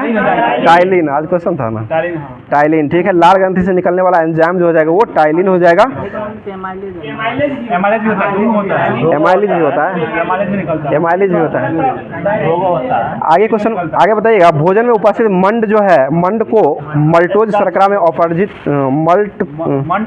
मंड को मल्टोज यानी कि शर्करा में अपघटित कर दिया जाता है और फिर मल्टोज नामक एंजाइम जो है ये माल्टोज शर्करा को ग्लूकोज में परिवर्तित कर देता है। अगला क्वेश्चन है अमाशय में भोजन जो है लगभग कितने घंटे तक रहता है? 4 घंटे तक रहता है, ठीक है। भोजन को अमाशय में पहुंचने पर किस ग्रंथिया से जठर रस निकलता है? ये पाइलोरिक ग्रंथिया जो होता है इसे जठर रस निकलता है और जठर रस जो होता है वो किस रंग का होता है? यह पीले रंग का होता है और अम्लीय द्रव होता है। इसका पीएच मान कितना से कितना के बीच रहता है? 1.5 से 3.5, ठीक है। 1.5 से लेकर के 3.5 के बीच में इसका पीएच मान जो है वो रहता है और हल्का पीले रंग का यह अम्लीय द्रव होता है। अगला क्वेश्चन हो जाएगा बताइए अमाशय के ऑक्सीसोंटिक कोशिका से कौन सा अम्ल निकलता है? ये HCl जो कि पचाने वाला एंजाइम HCl हो जाएगा, हाइड्रोक्लोरिक हो जाएगा, यही निकलता है जो कि ऑक्सीसोंटिक कोशिका से अमाशय के द्वारा निकलता है। बताइए हाइड्रोक्लोरिक अम्ल जो है भोजन के माध्यम को क्या बना देता है? ये अम्लीय बना देता है, ठीक है। अम्लीय बनाता है जिसमें लार की टाइलिन की क्रिया जो समाप्त कर देता है और अमाशय से निकलने वाले जठर रस में एंजाइम जो होते हैं कौन कौन से होते हैं? पेप्सिन और रेनिन, ठीक है। पेप्सिन और रेनिन हो जाते हैं और दूध में भी यही ना पाया जाता है, रेनिन पचाने वाला एंजाइम हो जाएगा। दूध का पचाने का जो काम करता है वो रेनिन के द्वारा ही किया जाता है दोनों। तो अब जो होमवर्क जो दिया गया था शुरू में ही बता दी थी, बिहार के लिए जितना भी एग्जाम आने वाली है वो सारे एग्जामों को कवर करने के लिए जो है ये होमवर्क आपको BPSC एस्पार्क पब्लिकेशन का सारे एग्जामों को कवर कराने के लिए जो होमवर्क में दिया गया था। बताइए राष्ट्रीय एकता दिवस कब मनाया जाता है? 31 अक्टूबर, ठीक है। 31 अक्टूबर को वल्लभ भाई न थे हो, वल्लभ भाई पटेल सम्मानित है इनका। सरोजिनी नायडू जो है ना राष्ट्रीय महिला दिवस है वो 12 फरवरी को ना 13 फरवरी को राष्ट्रीय महिला दिवस जो वो सरोजिनी नायडू का हो जाएगा, वल्लभ भाई पटेल का हो जाएगा। ये राष्ट्रीय एकता दिवस के रूप में 31 अक्टूबर को मनाया जाता है, ठीक है। बताइए कांग्रेस का पूर्ण स्वराज की प्राप्ति जो हुआ था किस अधिवेशन में हुआ था? 1929 लाहौर अधिवेशन में हुआ था। इसकी अध्यक्षता कौन कर रहे थे? पंडित जवाहरलाल नेहरू। और कब से ये मनाया जाने लगा है? 26 जनवरी 1930 से मनाया जाने लगा, ठीक है। इसलिए जो है ये अभी वर्तमान में जो है 26 जनवरी को कौन सा दिवस मनाते हैं? गणतंत्र दिवस मनाया जाता है, ठीक है। बताइए खेल की उत्कृष्टता के लिए सर्वोच्च पुरस्कार जो है कौन सा पुरस्कार है? ये राजीव गांधी खेल रत्न नाम था, अभी वर्तमान इसको बदल के 2021 से बदल करके मेजर ध्यानचंद खेल रत्न अवार्ड अभी वर्तमान में कर दिया गया। 25 लाख रुपए इसमें दिया जाता है। बताइए प्रोटीन जो है वो किसका बना होता है? एमिनो अम्ल। प्रोटीन का नामकरण किसने किया था? बर्जिलियस साहब के द्वारा किया गया था, ठीक है। बताइए बांग्लादेश से सटने वाला सबसे बड़ा राज्य कौन सा है? ये पश्चिम बंगाल हो जाएगा। बताइए एस्किमो का घर जो है वो किसका बना रहता है? इग्लू यानी कि बर्फ का बना रहता है, इग्लू उसे ही कहा जाता है।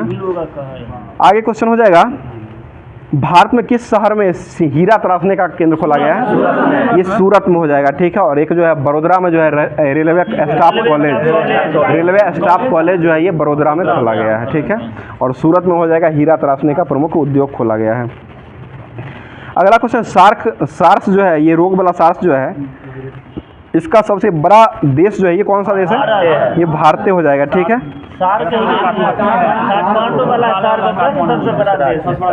अच्छा ये वाला है, ये सार्क जो है काठमांडू जिसका मुख्यालय जो है इसका सबसे बड़ा देश जो हो जाएगा ये भारत हो जाएगा। वो सार्स जो फैलता है वो विषाणु से फैलता है, वो वायरस के कारण फैलता है, सार्स रोग है। आयोग भारत के नियंत्रक एवं महालेखा परीक्षक की नियुक्ति कौन करते हैं? राष्ट्रपति के द्वारा किया जाता है, ठीक है। बताइए तारी विरोधी आंदोलन ये कहाँ से जुड़ा हुआ है? ये आंध्र प्रदेश से जुड़ा, आपके इधर बहुत मिलता है। चलिए ठीक है। अगला क्वेश्चन है सरदार सरोवर परियोजना जो है वो किस नदी पर बनाया गया? ये नर्मदा नदी पर बनाया गया, ठीक है। अगला क्वेश्चन है स्थिर जल में पत्थर गिराने पर कौन सी तरंग जो है उत्पन्न होने लगती है? ये अनुप्रस्थ तरंग, ठीक है। अनुप्रस्थ तरंग हो जाएगा। और अनुप्रस्थ तरंग जो है ये कौन सा तरंग को अनुप्रस्थ कहते हैं? प्रकाश तरंग को कहा था, ठीक है। बताइएगा कुडन इडिकल गुफा जो है और अब्बू अम्बुकुत्ती पहाड़ी जो है भारत के किस राज्य में स्थित है? ये केरल में ही हो जाएगा, ठीक है, केरल में ही है। बताइए राफेल विमान को सर्वप्रथम किस महिला ने उड़ाया था? ये शिवांगी सिंह, ठीक है, शिवांगी सिंह के द्वारा ये शिवांगी सिंह हो जाएंगे, जो कि राफेल विमान को उड़ाने वाली पहली महिला जो हो जाए उड़ाई थी, जो कि ये शिवांगी सिंह हो जाएगी। नौसेना में जोशी हो जाएगी, जोश में नौसेना में चल जाती है, तो नौसेना में हो जाएगा वो शिवांगी जोशी हो जाएगी। और शिवांगी सिंह ने राफेल विमान को सबसे पहली बार उड़ाया था। और राफेल विमान जो है किस देश से खरीदा गया था? भारत जो है फ्रांस से खरीदा गया था, ठीक है। बताइए किसी चालक का प्रतिरोध को आधा कर देने पर उस चालक के ताप पर क्या प्रभाव पड़ेगा? ये दुगुना हो जाएगा, ठीक है, दुगुना हो जाता है। बताइए कौन सा इस्पात कारखाना जो है वो समुद्री तट पर स्थित है? ये विशाखापट्टनम, ठीक है, विशाखापट्टनम हो जाएगा। अगला क्वेश्चन, हिंदू महासभा के संस्थापक किसको माना जाता है?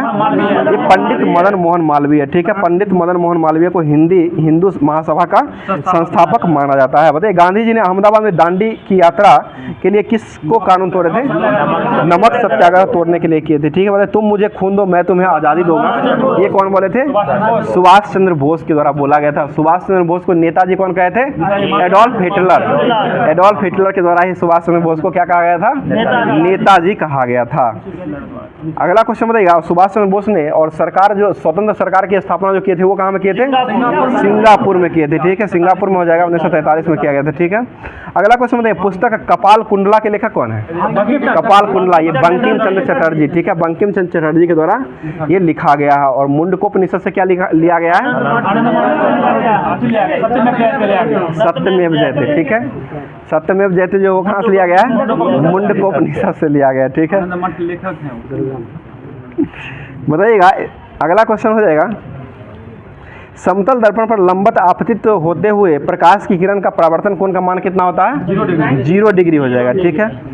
बताइएगा संविधान की प्रस्तावना को भारत का राजनीतिक कुंडली कहने वाले व्यक्ति जो है वो कौन थे? ये के.एम. मुंशी, ठीक है, के.एम. मुंशी हो जाएगा। राज्य के नीति निर्देशक सिद्धांतों को किसने भारत में सामाजिक आर्थिक लोकतंत्र की घोषणा पत्र कहा था? ये डॉक्टर भीमराव अंबेडकर के द्वारा कहा गया था। भारतीय संविधान का कौन सा अनुच्छेद भारत के राष्ट्रपति के महाभियोग से संबंधित है? अनुच्छेद 61 हो जाएगा, ठीक है। सर्वोच्च न्यायालय के न्यायाधीश की संख्या में किसके द्वारा वृद्धि की जा सकती है? ये संसद के द्वारा ही घटाने बढ़ाने का अधिकार जो है ये अनुच्छेद 3 के तहत किया जाता है, ठीक है। मतलब नाम परिवर्तन सीमा परिवर्तन जो है उसी अनुच्छेद 3 में दिया गया है। 2 में राज्य का गठन है, सीमा परिवर्तन नाम परिवर्तन जो है ना वो 3 में है, ठीक है। अगला क्वेश्चन बताइएगा, पिछड़ा वर्ग आयोग के प्रथम अध्यक्ष किसको बनाया गया था? काका कालेलकर, 1953 में हुआ था, ठीक है, काका कालेलकर के द्वारा किया था 1953 में। बताइए कास्ट इन इंडिया पॉलिटिक्स के लेखक कौन है? रजनी कठारी, रजनी कठारी हो जाएगी। अगला क्वेश्चन, कार्बन का कौन सा अपरूप है जो कांच को काटने में प्रयुक्त होता है? ये हीरा, ठीक है, हीरा हो जाएगा। नेक्स्ट लीजिए ना, आगे बताइएगा, गन आइलैंड के नाम से नामक पुस्तक जो है वो कौन लिखे थे? अमिताभ घोष के द्वारा लिखा गया, ठीक है। बताइए तीनों सेनाओं का प्रमुख जो होता है वो कौन होता है? ये राष्ट्रपति हो जाएगा। भारत के प्रधानमंत्री बनने के लिए न्यूनतम आयु कितना है? ये 25 वर्ष हो जाएगा, न्यूनतम आयु हो जाएगा। आगे जो है अब नेक्स्ट टॉपिक जो दिया गया था होमवर्क में, जो कि एसपीडी का साइंस दिया गया था रेलवे एएलपी टेक्नीशियन के लिए, तो इसको अब होमवर्क में जो दिया गया था उसको देखते हैं। बताइएगा परमाणु जो है वो किस कणों के बने होते हैं? अति सूक्ष्म कणों के बने होते हैं, ठीक है। अति सूक्ष्म कणों से जो बने होते हैं उसको क्या कहते हैं? परमाणु कहते हैं। परमाणु के अंदर जो है वो कितने मौलिक कण होते हैं? देखिए परमाणु के 3 मौलिक कण होते हैं जो कि इलेक्ट्रॉन, प्रोटॉन और न्यूट्रॉन होते हैं। नाभिक के अंदर जो रहता है वो रहता है P+N रहता है, और चक्कर जो काटता है वो इलेक्ट्रॉन चक्कर काटते रहता है, ठीक है। बताइएगा एक्स किरण जो है वो किस रेखा में गमन करती है? या सीधी रेखा, ठीक है, हमेशा सीधी रेखा में ही एक्स किरण जो है वो गमन करती है। और एक्स किरण की खोज कौन किए थे? रॉयंटजेन के द्वारा 1895 ईस्वी में खोजा गया था, ठीक है। अगला क्वेश्चन बताइएगा, टूटी हुई हड्डियों का चित्र और फेफड़ों में विकार का पता लगाने के लिए किसका उपयोग करते हैं? ये एक्स किरण का ही उपयोग किया जाता है। अगला क्वेश्चन बताइएगा, परमाणु के नाभिक में कौन से कण रहते हैं? प्रोटॉन और न्यूट्रॉन, ठीक है, प्रोटॉन और न्यूट्रॉन होते हैं। बताइए 1 मोल बराबर क्या होता है? 6.022 अणु, ठीक है, 6.022 अणु हो जाएगा। बताइएगा हाइड्रोजन को छोड़ करके सभी धातु जो है वो विद्युत का क्या होता है? ये ऋणात्मक हो जाएगा। हाइड्रोजन को छोड़कर सभी धातु जो होता है वो विद्युत का ऋणात्मक होता है। हाइड्रोजन ही एक आवारा तत्व है जो कि सब कुछ में ये आगे रहता है। बताइए श्वेत फास्फोरस का ज्वलन ताप जो होता है वो कितना होता है?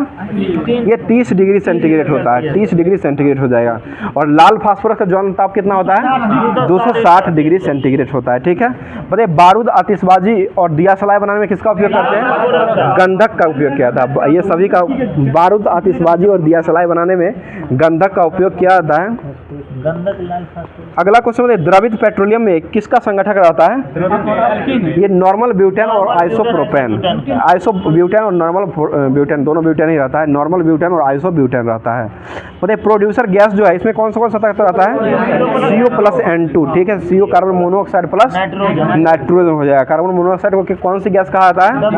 दमघुट्टू गैस हो जाएगा, जिससे जो है अगर छोड़ दिया जाता है तो ये मृत्यु का कारण बन जाता है। अगर क्या कहते हैं कमरे में अगर छोड़ दिया जाता है वो गैस को। बताइए नींबू और संतरा में क्या पाया जाता है? साइट्रिक अम्ल हो जाएगा। ठीक है, मशीन के स्नेहा के रूप में किसका उपयोग करते हैं? ग्रेफाइट का। बताइए जिंक की कमी, लोहा पर किसका परत चढ़ाया जाता है? जिंक का। और जिंक का जो परत चढ़ाया जाता है उसको क्या कहते हैं? जस्तीकरण या गैल्वेनाइजेशन हो जाएगा। नॉन स्टिक बर्तन का ऊपरी परत किसका चढ़ा होता है? टेफ्लॉन का हो जाएगा। शुद्ध जल का pH मान कितना होता है? 7 हो जाएगा। पृथ्वी पर शुद्ध जल जो है कितना % पाया जाता है? और 5% हो जाएगा, 2.5% हो जाएगा। बताइए सबसे उत्तम श्रेणी का कोयला जो है ये कौन सा है? एंथ्रासाइड हो जाएगा। ठीक है, बताइएगा मानव द्वारा संश्लेषित किया हुआ पहला रेशा जो था वो कौन था? नायलॉन हो जाएगा। ठीक है, आगे बताइए कार्बन के कितने अपर रूप है? मुख्य रूप से 2 ही हो जाएंगे, हीरा और ग्रेफाइट। मुख्यतः 2 ही होते हैं। बताइए क्वार्टर जो होता है वो किसका किसका मिश्रण हो जाएगा? करंट, सिलिकॉन और ऑक्सीजन का हो जाएगा। आगे कुछ मतलब लैंप और ट्यूब में जो है कौन सी गैस भरी जाती है? ये नियॉन गैस भरी जाती है, नियॉन गैस।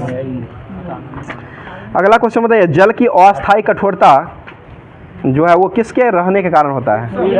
ये कैल्शियम और मैग्नीशियम के बाइकार्बोनेट के लवण के घुले रहने के कारण जो है ये जल की अस्थायी कठोरता उसमें रहती है। और जल की अस्थायी कठोरता जो है उसमें किसके घुले रहने के कारण होती है? ये कैल्शियम और मैग्नीशियम के सल्फेट और क्लोराइड, कैल्शियम और मैग्नीशियम के सल्फेट के क्लोराइड से जल की अस्थायी कठोरता बनती है। और ये कैल्शियम और मैग्नीशियम के बाइकार्बोनेट से जल की अस्थायी कठोरता बनती है, दूर नहीं होती है, बनती है। बताइए पानी की अस्थायी और अस्थायी कठोरता दूर करने के लिए उसमें क्या किसका उपयोग किया जाता है? ये नमक मिलाया जाता है, सोडियम कार्बोनेट का उपयोग किया जाता है। बताइएगा सोना को किस में घुला जाता है? एक्वारेजिया में घुला जाता है। विद्युत का सबसे अच्छा सुचालक कौन होता है? चांदी हो जाएगा। उपयोग किसका किया जाता है? तांबा, कॉपर का उपयोग सबसे अधिक किया जाता है। ठीक है, बताइए पृथ्वी जो है, पृथ्वी पर जो है कितना % जो है वो एल्युमिनियम पाया जाता है? ये 8.13% पाया जाता है। वो 27.72 जो पाया था वो सिलिकॉन पाया था। 27.72 जो रहता है वो सिलिकॉन पाया जाता है। ऑक्सीजन 46 रहता है। और मानव शरीर में ऑक्सीजन कितना पाया जाता है? ये 65% मानव शरीर में ऑक्सीजन पाया जाता है। बताइए वायुमंडल में सबसे अधिक जो है वो कौन सी गैस पाई जाती है? नाइट्रोजन गैस पाया जाता है। कितना? नाइट्रोजन गैस पाया जाता है जो कि 78.08% पाया जाता है। अब जो है करंट अफेयर्स जो दिया गया था जो कि खेल से संबंधित है, और खेल से संबंधित क्वेश्चन जो है आपको हर एक एग्जाम में देखने को करंट अफेयर्स में मिलता है। तो बताइए चौथा खेलो इंडिया यूनिवर्सिटी गेम जो है 2023 में जो आयोजन हुआ है, इसका आयोजन कहाँ हुआ है? ये असम के गुवाहाटी में किया गया है। ठीक है, इसका शुभंकर क्या रहा है?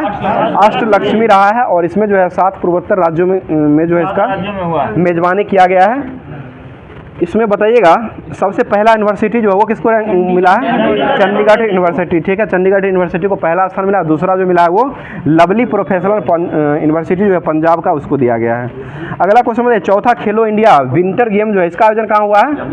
बर्फ वाला, विंटर में बर्फ होता है, बर्फ वाला जो गेम हुआ है ये लद्दाख। ठीक है, लद्दाख और गुलमर्ग जम्मू कश्मीर दोनों जगह पर किया गया 2024 का, जो कि इसका शुभंकर क्या रहा है?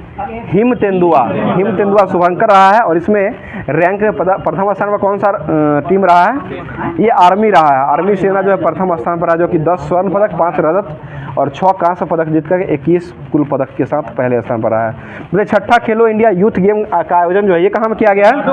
ये तमिलनाडु के 4 शहरों में किया गया है। ठीक है, तमिलनाडु के 4 शहरों में हुआ है। और इसका शुभंकर क्या रहा था? वीर मंगाई। ठीक है, वीर मंगाई इसका पूरा जो है रानी बेली नाचियार, रानी बेलू नाचियार हो जाएगा। बताइए टाइटल स्पॉन्सर जो है ये इसका कौन रहा है? SFA रहा है, स्पोर्ट्स फॉर ऑल रहा है। स्पोर्ट्स फॉर ऑल जो है इसका टाइटल स्पॉन्सर रहा है। और सर्वश्रेष्ठ एथलीट का अवार्ड किसको दिया गया है? ये वृत्ति अग्रवाल को दिया गया, जो कि तैराक हो जाएंगे। 5 स्वर्ण पदक इनको दिया गया है। अगला क्वेश्चन बताइए, इसमें जो पहला बार शामिल किया गया खेल कौन सा खेला गया है? स्क्वैश खेला गया पहली बार। प्रदर्शन खेल के रूप में प्रदर्शित खेल किसको चुना गया है? ये सिलंबम को चुना गया। और इसमें प्रथम स्थान कौन सा राज्य रहा है? महाराष्ट्र राज्य रहा है। ठीक है। और 37वां राष्ट्रीय खेल कहाँ हुआ है? गोवा में खेला गया है। ठीक है। इसमें प्रथम स्थान पर कौन सा राज्य रहा है?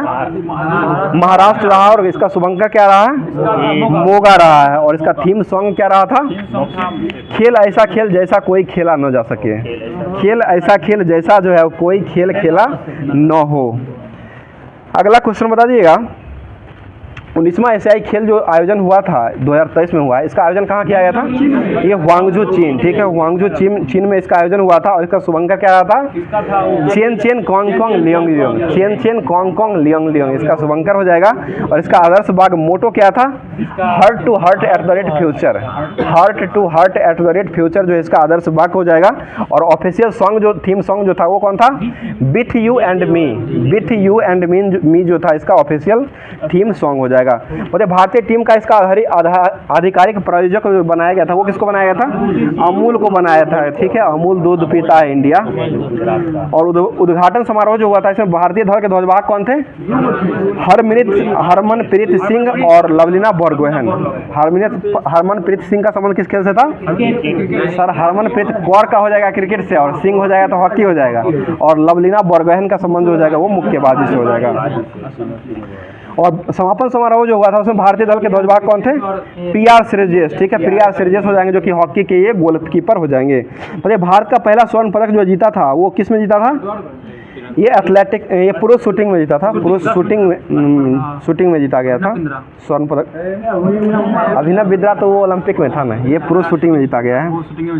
बोले भारत ने सर्वाधिक स्वर्ण पदक जो जीता है वो किस में जीता है? ये निशानेबाजी में जीता है। निशानेबाजी में 7 स्वर्ण पदक जीता है। और एथलेटिक में सबसे अधिक पदक 29 को जीता गया। सबसे अधिक स्वर्ण हो जाएगा तो वो 7 स्वर्ण पदक जीता गया है, निशानेबाजी में जीता गया है। बोले भारत ने किस खेल को 41 साल बाद स्वर्ण पदक जीता है? ये घुड़सवारी। ठीक है।